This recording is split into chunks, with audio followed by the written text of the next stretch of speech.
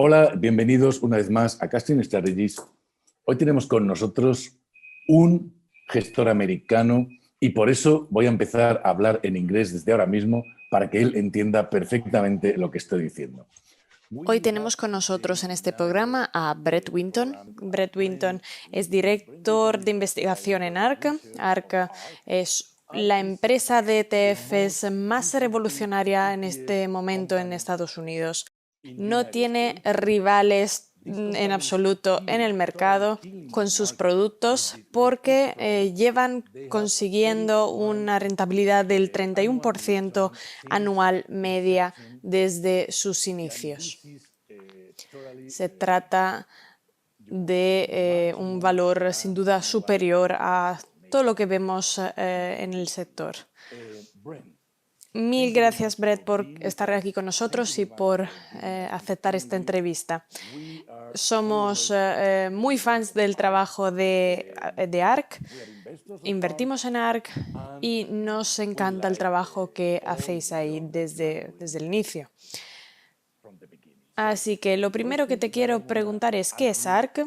Si puedes definir el trabajo que lleváis a cabo y cuál es el objetivo de la empresa ARC y cómo puedes conseguir este rendimiento tan espectacular en el mercado. ¿Y qué quiere decir la innovación para ti, para ARC? ¿Cómo definimos la innovación? ¿Qué es el objetivo principal para tu inversión? Sí, por supuesto. ARC la fundamos en 2014. Cathy Wood es la consejera delegada y directora de tecnología. Yo soy director de investigación desde los inicios. Y en 2014 nos juntamos y vimos en qué punto de la historia económica nos encontrábamos. Vimos que era un momento clave, único. Tienes que volver atrás a 100 años para ver todos esos cambios tecnológicos que han tenido lugar respecto a hoy. Hace 100 años vimos el motor de combustión interna, el teléfono, la electrificación, que entraron en el mercado todos a la vez. Hoy vemos que hay 5 plataformas tecnológicas y los futuros historiadores pensamos que mirarán hacia estas plataformas y dirán esos son puntos fundamentales de inflexión de estas décadas. Son las redes neuronales y la inteligencia artificial, fomentados por un artículo de 2012 que dice que podremos llevar a cabo redes neuronales profundas para conseguir un rendimiento mucho mejor en el reconocimiento de imagen. Luego la modificación y la secuenciación genética, porque se pueden añadir procesos que trabajan codo a codo con humanos y eso permite la compatibilidad retrospectiva, además intersectorial. La modificación, la secuenciación genética se encuentra en una fase muy importante de comercialización. La secuenciación genética, la modificación genética nos está enseñando cómo curar enfermedades que antes no eran curables.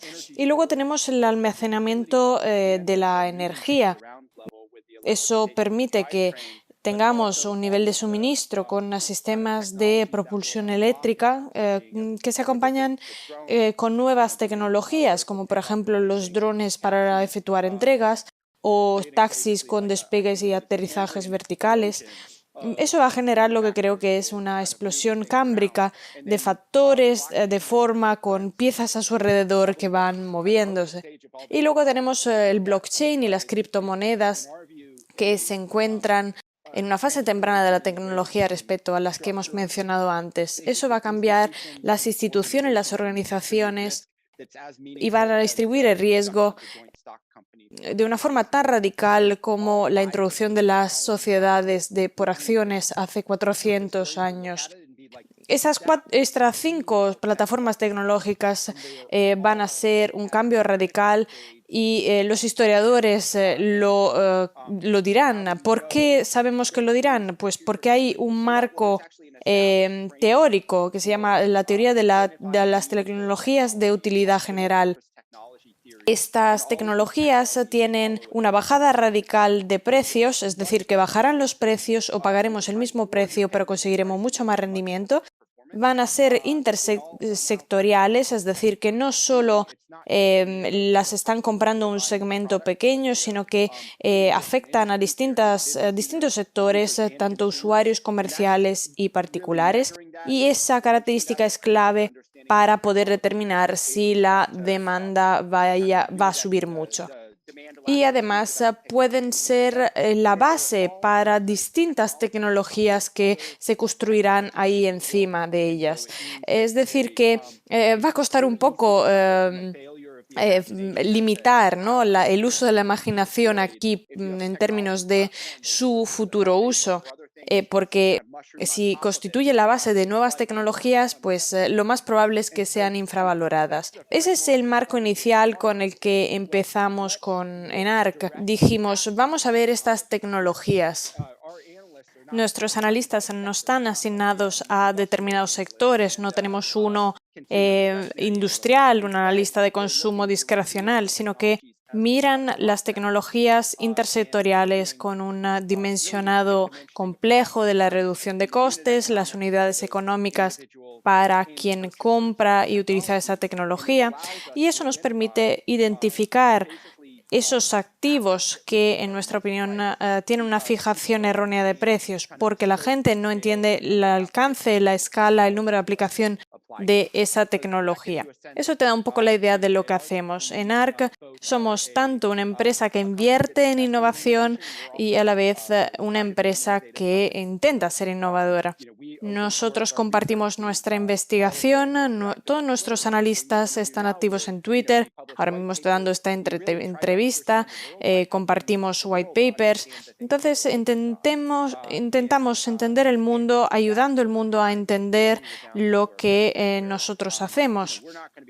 Y eso nos ayuda a la larga, porque no vamos a ser, por ejemplo, los más inteligentes en el ámbito de las baterías. Sam Corus, nuestro analista que se encarga de este ámbito, es muy bueno, pero no va a saber más que un profesor universitario que lleva 30 años estudiando las baterías de litio.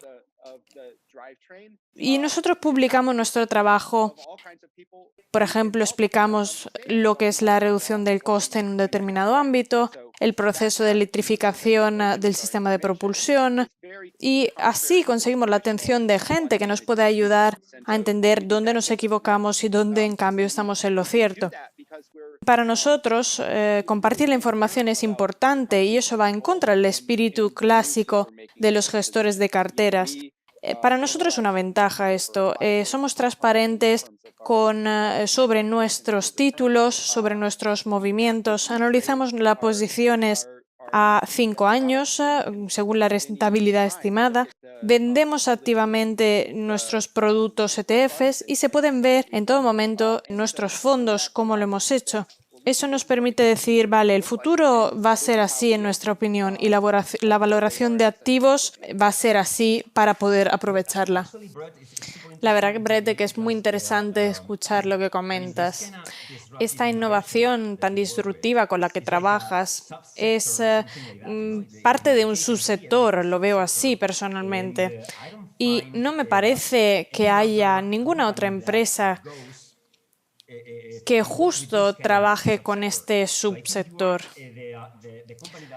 Eres la empresa que representa esta área y me parece lo mejor.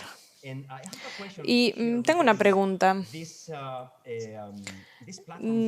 Con respecto a las 5 plataformas de tecnología que mencionabas, ¿cómo puedes lidiar con la gente que dice, bueno, el mercado ahora tiene la parte de la tecnología que está a punto de explotar? Si estamos en una burbuja, ¿cómo puedes lidiar con esa situación? Siempre y cuando estemos en la burbuja, no lo sabemos. Pero bueno, ¿cómo lo harías? ¿Quiere decir explotar para arriba o para abajo? La has clavado, me has pillado ahí, la verdad.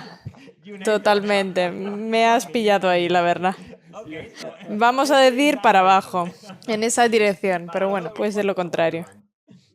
Bueno, yo no intento adivinar lo que va a pasar dentro de 3 meses, simplemente lo que hacemos es mirar las empresas que tienen una exposición a las tecnologías que nos interesan para utilizarlas y para venderlas. Y lo que hacemos es ver su ciclo de negocios. Para nuestra valoración de las empresas, decimos cómo va a ser el valor de esa empresa dentro de 5 años, cuánto va a estar dispuesto a pagar una persona. No digo yo que soy un optimista en la tecnología, sino otra persona que simplemente está en el mercado y quiere flujo de caja. No puedo decir lo que va a pasar en los próximos 3 meses, simplemente puedo decir, hace un año teníamos activos que tenían una fijación de precio erróneo, no deberían ser tan baratos como eran, y actualmente puedo decir lo mismo. Ahora mismo, sin embargo, tienen un precio menos atractivo que hace un año. Pero para que entendáis un poco nuestra disciplina, la forma que gestionamos la cartera, para nuestra inversión, nosotros tenemos expectativas de al menos 2 veces el valor para los accionistas en los próximos 5 años, con lo cual el mínimo es de un 15% de tasa de rentabilidad compuesta. Vemos que hay mucha información pública de nuestras empresas y a veces nuestras expectativas son bastante mayores con respecto a la rentabilidad. Una forma de verlo es esta. Nosotros intentamos invertir en activos intangibles que les cuesta a la gente valorar.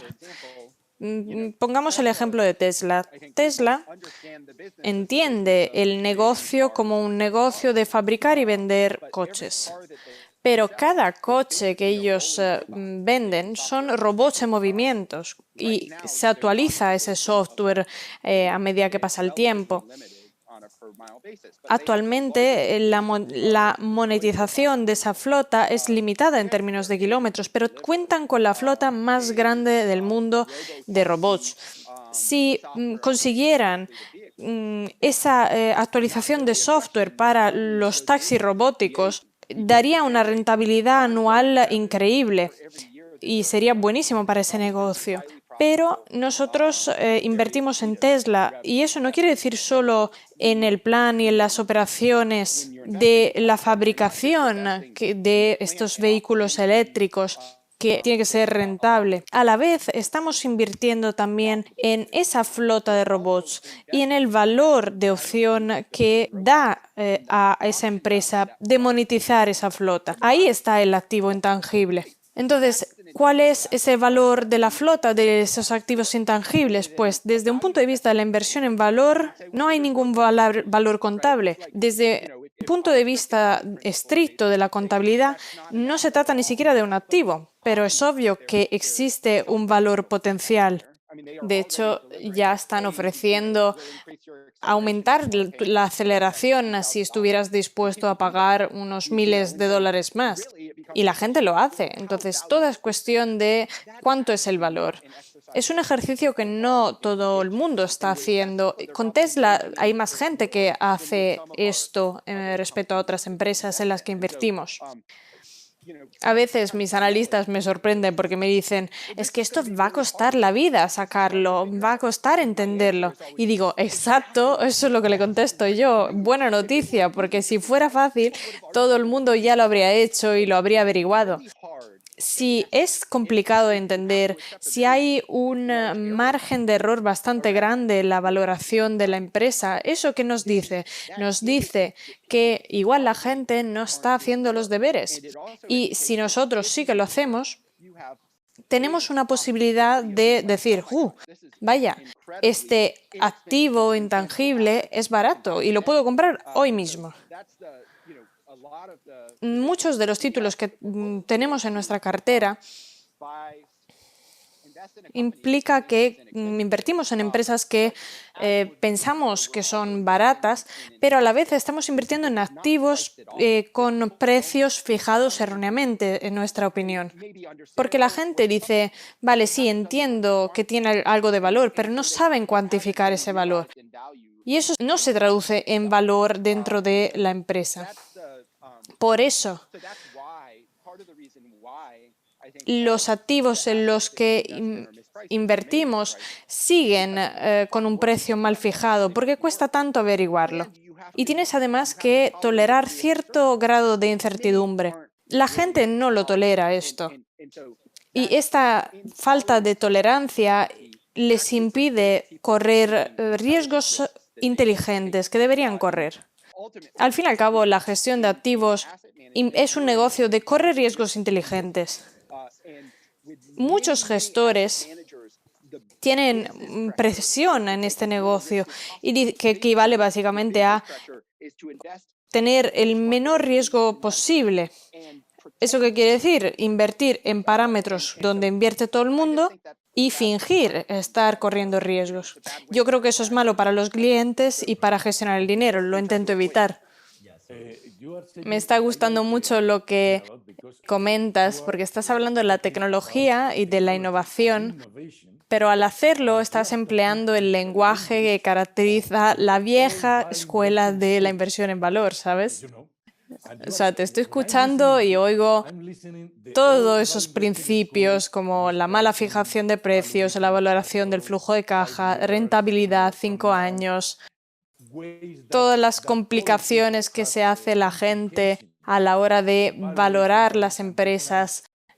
Tú, en cambio, consigues encontrar algo que los demás no ven, pero todos estos principios de la vieja escuela los estás aplicando en el sector tecnológico, que a la vez está atrayendo a todos esos inversores que en cambio apuestan por el momentum, por las empresas así que están de moda, que las compran simplemente porque están de moda justo a pesar de que ellos no entienden nada de inversión. Esos inversores Robin Hood. Pero tú lo haces con este bagaje de inversión en valor, ¿no? Y me encanta, la verdad. Te escucho y me encanta, la verdad. Ahora, otro punto que quería comentar es esto del compartir la información en la investigación. Me gusta mucho porque veo que muchos gestores lo que hacen es justo lo contrario, están ocultando la información y tú haces lo opuesto. ¿Por qué lo haces? ¿Y crees que este enfoque, este planteamiento de la inversión en valor te está ayudando en tu trabajo? Bueno, nosotros conseguimos la información porque trabajamos en un horizonte temporal distinto del que suele utilizar la mayoría de la gente. Entonces, yo, por ejemplo, puedo hablar con gente de mi sector y decirles: eso es lo que creo que va a pasar en los próximos 5 años. Y ellos me contestan: ¿pero cuál crees que va a ser el catalizador? Lo que quiero decir es: quizás sí, pero no me interesa lo que va a pasar dentro de 5 años, me interesa lo que pase el año que viene o dentro de 2 años. En realidad, en la práctica, lo que quiero decir es: yo puedo hablar de lo que va a pasar, al menos lo que yo creo que vaya a pasar dentro de 5 años, y la gente como que no me cree, lo cual está genial porque no distorsiona los precios de las empresas. Puedo seguir comprándolas a un precio barato. Y para nosotros es importante compartir esa información. Por ejemplo, en la inversión de crecimiento, cuando inviertas en títulos de alto precio, si te equivocas de forma original, no te castigan de forma desproporcionada, porque la gente piensa que estabas loco en todo caso. Así que si publicas algo, los inversores dicen: vale, sí, interesante, pero no me importa. Eso es justo lo que me lleva a entender que no va a afectar el valor. En inversión de crecimiento, si te equivocas, como todos los demás, sí que te castigan de forma desproporcionada. Es como cuando todo el mundo intenta salir del ascensor que se está cerrando. Si, en cambio, eres el único en acertar, ahí justo es cuando te recompensan por lo que dijiste. Nosotros publicamos la información porque nuestro margen de error es tan grande en las previsiones de tecnología que hacemos. Vamos, por supuesto, a hacer todo lo posible para reducir ese margen. Aún así, tenemos que aceptar que sigue habiendo. Además, el horizonte temporal que utilizamos es distinto de los demás inversores, por lo general, en cuanto a las decisiones de los precios marginales, y eso no suele afectar los precios de los títulos. Esto nos permite volvernos más inteligentes a la hora de invertir en títulos con precios que, en nuestra opinión, están mal fijados. Además, es más interesante hablar con gente que quiere construir a partir de esas tecnologías o con académicos que estudian esas tecnologías o en general personas que trabajan con esas plataformas tecnológicas, más que hablar con otros analistas, ¿no? Que simplemente lo que hacen es intentar recopilar toda la información sobre esta tecnología para intentar traducirla en información financiera a beneficio de otras personas. Intentamos más bien ir directamente a esas personas que están en contacto directo con la tecnología. Creemos que la mejor forma de hacerlos es indicar nuestras expectativas cuáles son. Por ejemplo, podemos decir, nosotros creemos que los vehículos eléctricos van a ser más baratos que los de motor de combustión interna para 2022. Esta es nuestra previsión de la bajada de coste de las baterías, estas son nuestras hipótesis sobre la marcha y eso genera debates mucho más interesantes, nos ayudan a ser más inteligentes. Con respecto al marco de valor, existe un estilo de inversión donde todo el mundo intenta adivinar lo que le va a gustar al mercado en el futuro. Básicamente hacen una encuesta general donde hablan con todos los analistas y ellos te dicen, creo que esto es lo que va a pasar a esta empresa. Entonces tú sacas tus conclusiones y dices, vale, creo que este chico está en lo correcto, creo que eso es lo que le va a pasar a esta empresa. Entonces intentas adelantarte, ¿no? La realidad virtual, por ejemplo, puedes decir, vale, eso va a ser la siguiente panacea, pero al fin y al cabo, sí, lo puedes hacer bien, pero parece como escalar una montaña de arena. Cada 3 meses te tienes que ajustar, tienes que cambiar tus expectativas respecto a las de los demás. Considero que en cierto nivel no es nada interesante. Es como cambiar tu juego de forma marginal constantemente frente a las cosas que cambian a lo largo del tiempo. Personalmente intentamos no meternos en ese juego, justo hacemos lo contrario. Somos inversores contrarios en el corto plazo, pero con un horizonte temporal mayor, somos inversores en valor, más bien. Nos definimos más bien como inversores de deep value en activos intangibles. Creo que no se trata del planteamiento más común en el mundo de la inversión. Los gestores de valor normalmente dicen, vale, esos son los activos tangibles según el libro contable, el mercado lo valora así, este título. Así que puedo decir que deberían vender esos activos intangibles o que valen más de la valoración del mercado. Así que nosotros podemos esperar que se reconozca el valor de los activos intangibles para comprarlos a precio de ganga. Veo muy interesante esta idea de la creación del valor, ¿no? Entiendo qué quiere decir esto.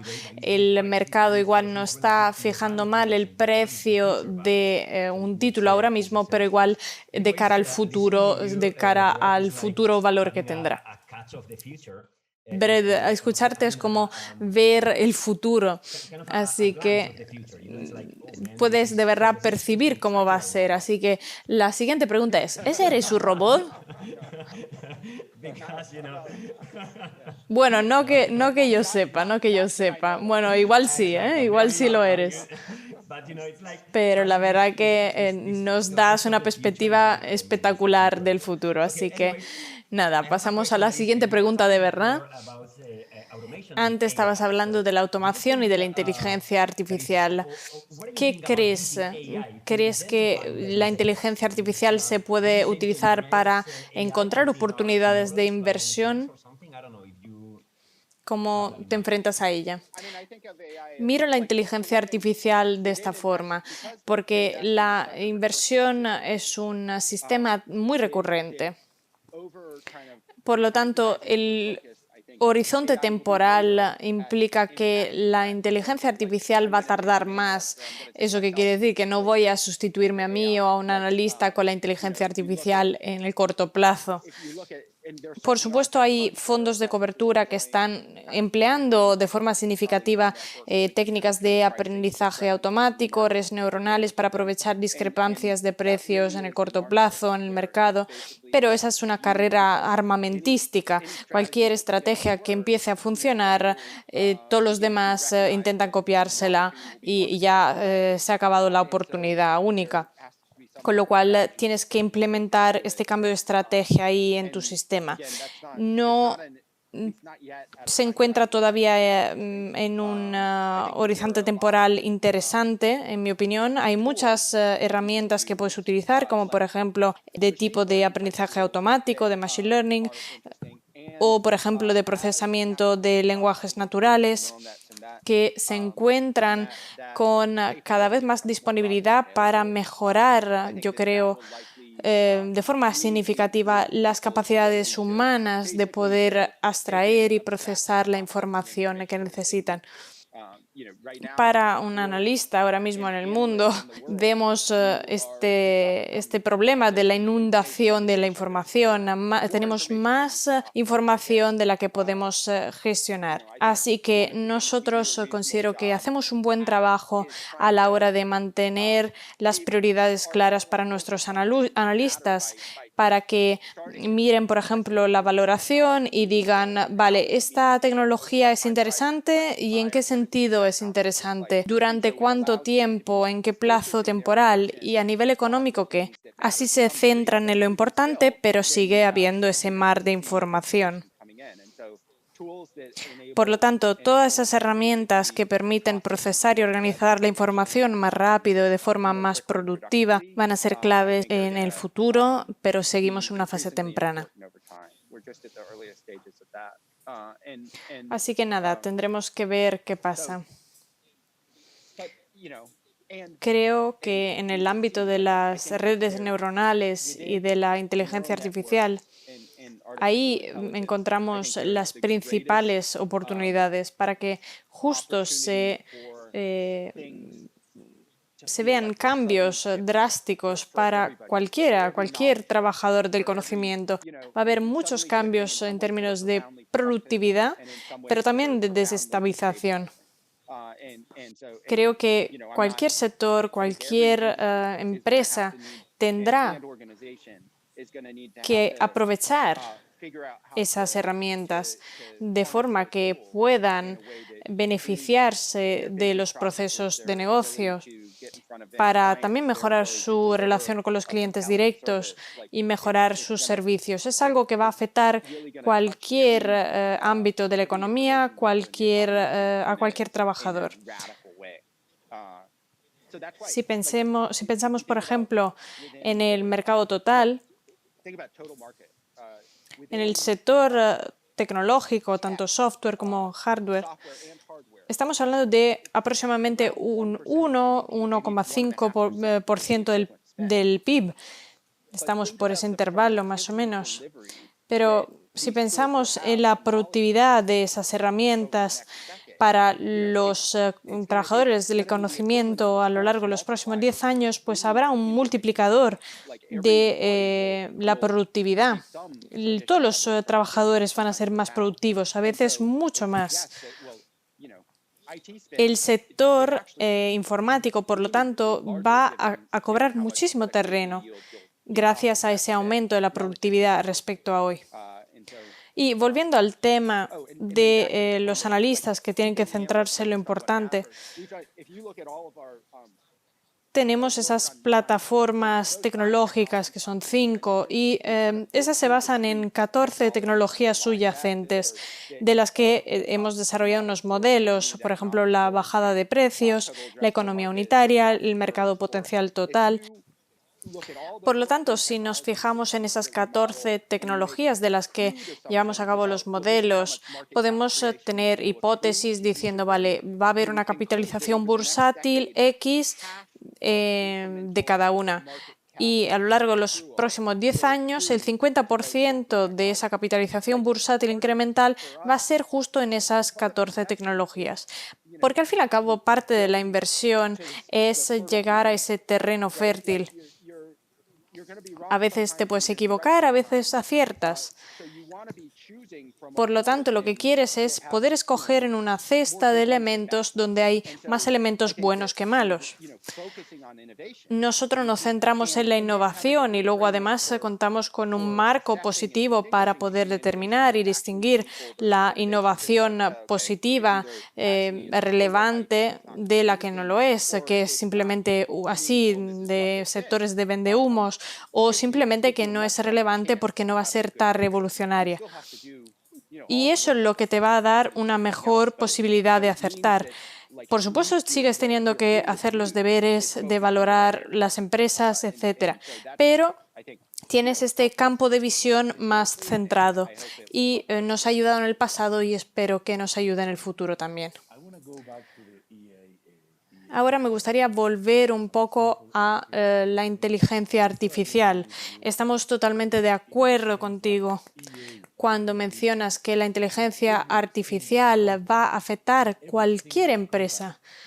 Cualquier empresa que quiera seguir en el mercado dentro de 10 años, ellos tendrán que utilizar esas tecnologías para su productividad.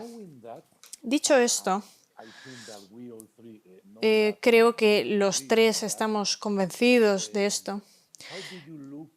¿Cómo ves esto desde un punto de vista de la inversión?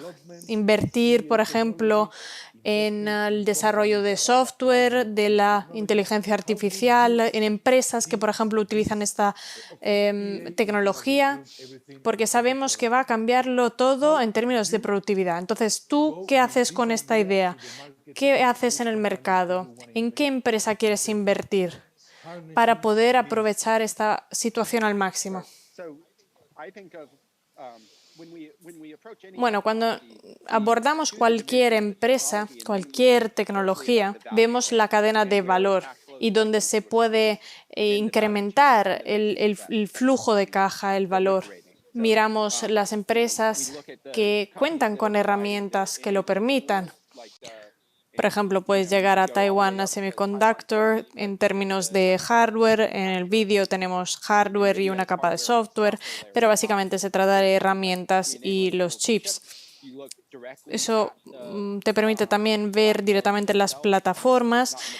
Por ejemplo, una empresa, OpenAI, es una empresa muy interesante, aunque no esté en el mercado público, porque se trata de una plataforma con procesamiento de lenguaje natural. Por inferencia, Microsoft firmó con ellos una licencia exclusiva para ellos, un aspecto interesante. Pero bueno, cada plataforma, cada proveedor de servicios tiene una distinta perspectiva. Por ejemplo, Google intentó desarrollar sus propios chips para diferenciar sus anuncios en Gmail, GSP o la computación en la nube, sus servicios en general, y luego los emplean en el nivel de aplicaciones finales. Puedes luego analizarlas tú en ese nivel. Por ejemplo, en el caso de Tesla, puedes decir que no van a conseguir un servicio de taxis autónomos, excepto si consiguen utilizar de forma ingente la inteligencia artificial. Por eso, de hecho, desarrollaron sus propios chips para sus coches y están desarrollando ese entrenamiento de la inteligencia artificial y sus propios centros de datos. Con lo que sabemos es que lo hacen con sus chips, justo para entrenar las redes neuronales para sus coches. En fin, que entre todas esas herramientas propedéuticas, esas plataformas, las aplicaciones y usuarios finales, a veces puedes encontrar esos activos con una fijación de precios erróneos. Vemos este nivel de software, de servicios, de negocios en la cadena de valor y es muy interesante, probablemente crecerá muchísimo, interesantísimo desde un punto de vista de la dinámica competitiva y diría yo también poco estable.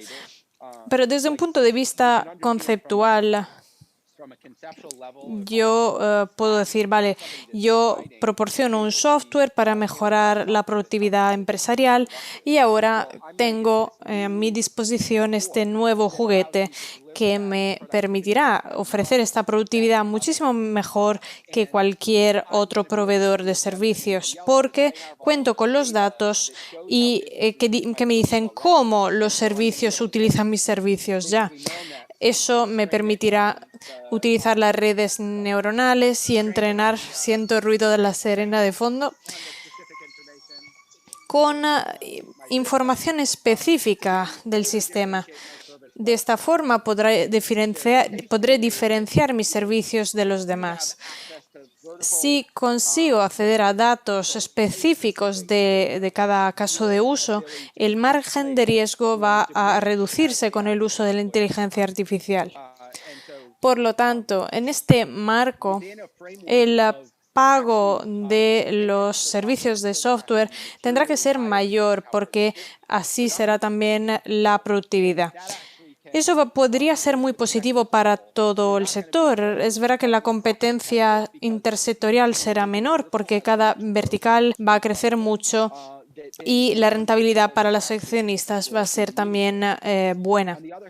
Sin embargo, todas esas empresas tendrán un precio fijado como si ese futuro de verdad tuviera lugar después.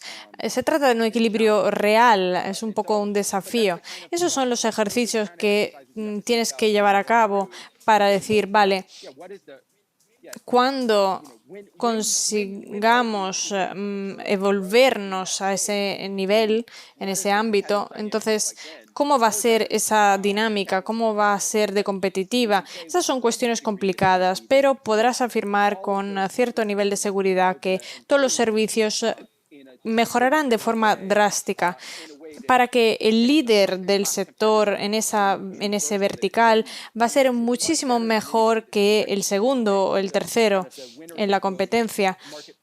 Por lo tanto, esa dinámica del ganador que tiene la mayor cuota de mercado va a acelerar muchísimo con la inteligencia artificial. La pregunta es, por lo tanto, cuál es su mercado potencial, cuánto va a ser grande y cómo va a funcionar.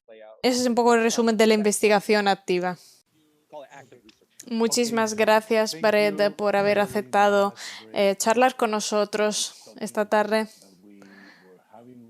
Eres un libro de conocimiento.